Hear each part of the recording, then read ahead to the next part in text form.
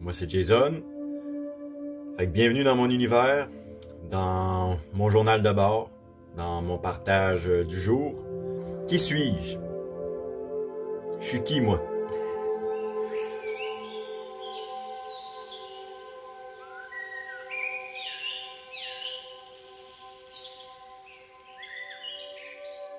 C'est une des plus grandes questions qu'on se pose, je pense, tout au long de notre vie. C'est quoi ma mission de vie? Je pense que simplement, je suis ce que je suis. Tu sais, c'est aussi simple que ça. Je suis ce que je suis.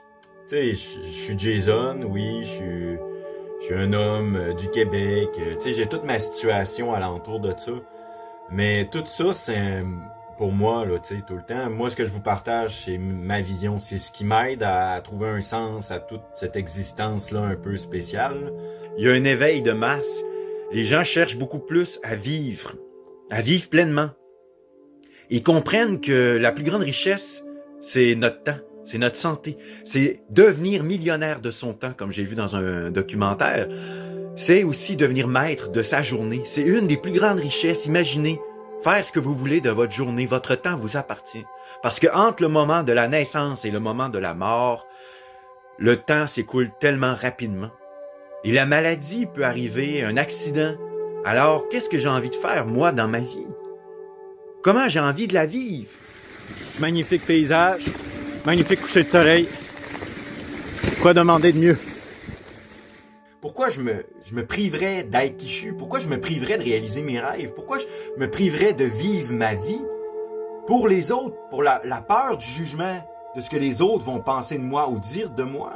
Plus qu'on travaille ces petites choses-là que je viens de vous partager, plus aussi qu'on se détache de l'attente qu'a les autres de nous, mais aussi la société. Je pense que l'important, il faut s'écouter. C'est la base de toute chose.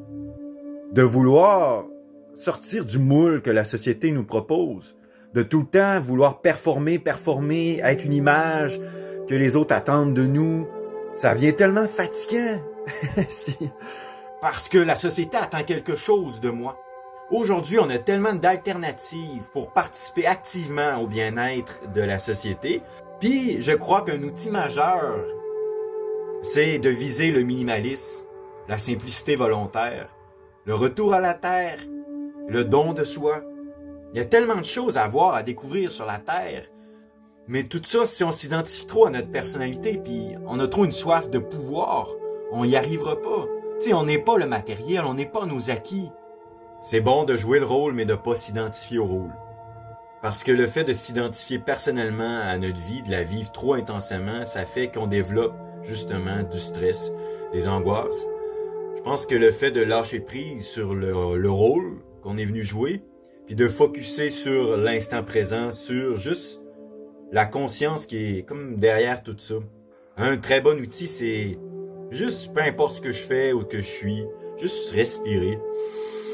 J'inspire, puis je peux prendre conscience de mon corps.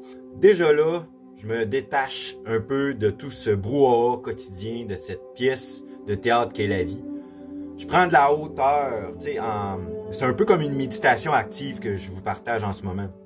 Je prends de la hauteur, puis je me détache de mes attentes, de mes désirs, puis je fais simplement apprécier le fait que je suis en vie. Je suis un simple observateur de ce qui est, sans juger. J'observe ma vie, j'observe mes pensées, j'observe mes gestes, mes réactions. Je suis un observateur. Puis plus que j'observe, plus que la conscience développe, plus que le détachement s'installe.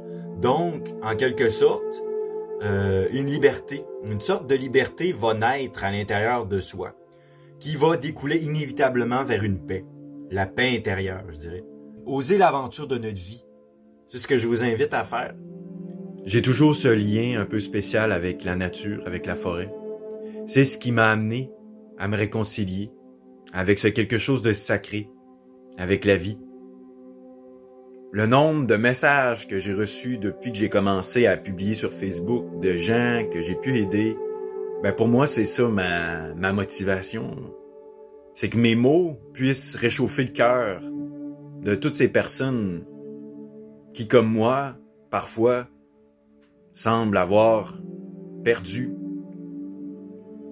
leur direction, où aller, que faire. C'est comme si, en quelque sorte, pour tous ceux et celles qui n'ont pas accès à la nature, vous nous accompagneriez, moi et ma fille, dans cette jolie balade. Alors voilà, moi, je suis un passionné de la vie, de la nature. Puis, j'essaie simplement, humblement, de transmettre ça à ma fille. Maintenant, mes balades ne se font plus en solitaire, mais accompagné de ma fille, Ayana. Fait que j'espère que vous avez apprécié, pour tous ceux et celles qui n'ont pas accès à la nature, pour tous ceux et celles qui peuvent y aller, ben, je vous encourage fortement à le faire, parce que la nature nous fait du bien, elle recharge nos batteries, elle nous guérit. Du mieux que je peux, j'essaie de rayonner et de manifester le meilleur de ma personne.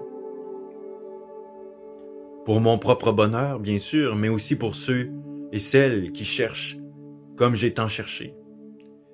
Du mieux que je peux, je vais tenter de transmettre mes raisonnements, mes réflexions. Je vais mettre en priorité d'avoir la richesse de mon temps et l'écoute de mon cœur et de mon intuition. Je vous invite à faire de même.